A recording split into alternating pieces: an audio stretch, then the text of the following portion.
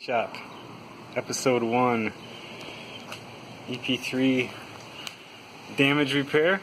This is what happens when you back into a tree. You can see it's pushed in pretty good right there. Bumper cover scuffed up pretty good. The light was actually knocked out, but I found it and put it back in. I'm going to take this all apart and see how badly the metal behind there is bent, and we'll see if we can put it right.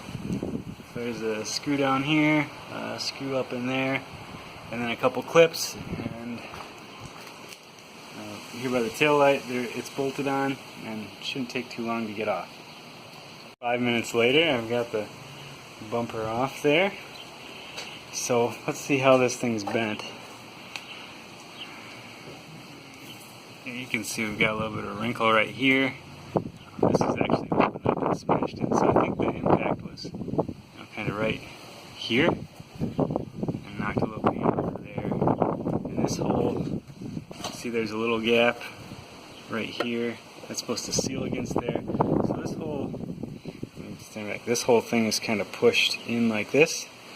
So at least there's a lot of surface area, so there's a chance you might be able to get your stud welder on, some of these bent parts and pull it back out. Oh yeah, if you look down under here, it's actually wrinkled and pushed in. So it actually hit probably more like here and pushed all this in. But there's a lot of good metal. I didn't wait too long, so it's all rusty. I actually put some paint on it because it was late spring when I did this. So I think we'll be okay. There's this seam down here is kind of crumpled and opened up, but we'll see what we can do with it. I'll show you the other side just for completeness here. There's the damaged side. Doesn't look too bad. This side, the clip is still here. You can see this is not pushed in. This is where the wrinkle is on the other side. This is all pushed in on the other side like this. So it was hit here, kind of pushed it all in. So there's some work to do certainly, but in the meantime, I'll drive it around like that. We'll fit right in this neighborhood. We are working on the Ep3 again. Kind of started with my new handy dandy Harbor Freight stud welder. We've got, you can see that I've pulled this out a little bit right here. I welded a stud on here, kind of pulled through the metal, but we can weld that back up. Started down here. I think this section might be too strong to actually pull out with the little 2-pound slide hammer that they give you with the stud welder kit, but we'll see what happens. I do have the tail light out now. You can see this seam is kind of pulling apart as I pull this stuff all back out, but we need to move quite a bit of metal, so we'll worry about getting that all closed and sealed up sort of after the fact, but slow but sure progress, I guess. Progress so far. I was able to pull this area out a little bit. I'm going to need to pull that some more, I think. As you can see, I've actually got this, the part that actually shows, fairly straight. It'll need a little skim coat of Bondo, but not too terrible. And all this mess in here will have to get sealed up and welded and all that kind of fun stuff. And I've got a bunch of holes that I've pulled in there. Probably if you're smart, you stop pulling on that pin when you start getting close to pulling it out, but I am not smart, so here we are. This flange down here is still bent a little bit, so I think I'm going to work on this area here to try to pull this crease out a little bit more. That'll help everything to kind of come back into shape, because this is still pushed in a bit. This is actually supposed to be straight across here. This is supposed to be perpendicular with the back of the car. It's not at this point, so there's still some work to do, but it's progress. So I'm slowly getting this pulled out. Let's see, it's looking a little better. I've been a little bit too excited with my slide hammer and pulled the metal out, so at least we know we're getting good welds. I need to put more studs on and go slower, but that can be welded back up, so I'm not terribly concerned about it. But this part here is pretty much where it needs to be. I have a feeling this is sort of warped from the hit. Maybe not. I think this just all needs to be pulled out a bit more, just so we don't have to use quite as much body filler to get it where it's supposed to be. This right up to about here is pretty good, so if I'll cut all these studs off and maybe weld all these holes shut, and then I'll put a lot of studs right on this seam here and slowly get this pulled out, and I'll keep hammering this corner. Tends to pull up because it's real bent right here, but I'll keep hammering this down to keep it in the right spot and just slowly pull this out. We're getting there. Busted out the Harbor Freight flux core welder and welded up all those holes that I pulled with my slide hammer. It's mostly filled back in. Oh, look, there's one hiding right there. Need to do that one still. Overall, we're still moving. It takes a while. Hopefully I won't pull any more holes in it. I should probably stop doing that. Cheese and rice, I did it again. Look at this. God. Anyways, I was able to pull it out a little bit further.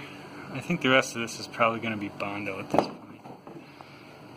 I guess I could probably put some studs down under here and see if I can pull this part out. That might not be a bad approach, actually.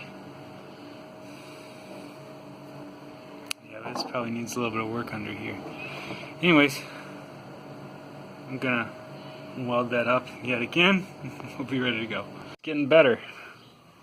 I decided that in order to get this part to move, I need to cut this. Now, as you can see, it'll move pretty easy. So I'm going to get it mostly back in position. I'm going to weld this section all back up. We'll see what happens. Also had a little bit of rust right along here, so I'll take care of that while I've got it apart. So this was kind of my last ditch effort, but seems like it's necessary, so we'll see how it goes. Okay, this is after we cut it. As you can see, I'm still pulling holes in it, but that's why I have a welder, so I'm not too concerned about it. Right here you can see we're finally getting to the point where I'll probably start adding body filler and it'd be okay. This gap opened up to look like that after I pulled it out further. Not ideal, but we'll whack it with the hammer along this part here and try to bend this section in as well, and we'll just weld it right up there. Try to pound this in, weld it here. Oh, you can't see that, my hand's in the way. Weld it here, get this all cleaned up. It'll be good enough. We're going to have to add body filler at the end anyway, so this just saves us from adding, you know, inches and inches of filler here. It can be a thinner coat just to make the contour correct. Here it is with the big hole that I cut, welded back up. If it'll focus, maybe it's better if it doesn't. That is what you get when all you have is a flux core welder and you're trying to weld bodywork. So I missed a hole there. But, you know, nobody's going to ever see this. Fingers crossed. This is the part that we really care about. So I've got this pretty well prepped for some body filler now. So I'll start down that road. Yeah, this is pretty involved, as you can tell. This section where I cut it's really thin metal, so flux core welder does not work very well on that. But you can see it's got welds on it, so you know, if you whack it with a hammer and push on it, it's pretty solid, so I'm not concerned about it. Just make sure that I've got everything sealed up really well when I'm all done, and we should be good. Bumper cover back on. You can see that's pretty decent. Not a huge gap there anymore. There's going to be a decent amount of body filler from about here all the way up to here. But this is metal. This will be metal. So we just need to put a skim coat on here and then sand it and prime it and paint it. All this stuff under here, I will weld up that hole and clean this up the best I can. I'll put some primer on it, and then this part will be pretty much done. I mean, I'll probably put some body sealer in some of these cracks and such, but this part will be pretty much done, and then we'll start to focus on the part you'll be able to see. Good tonight. Got the bumper cover on, a little bit of primer on there because it's supposed to be rainy tomorrow, and it's just going to sit in the garage, so all that bare metal is going to get rusty if you don't cover it up. So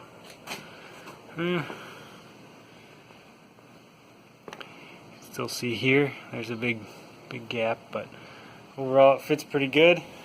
We'll get it all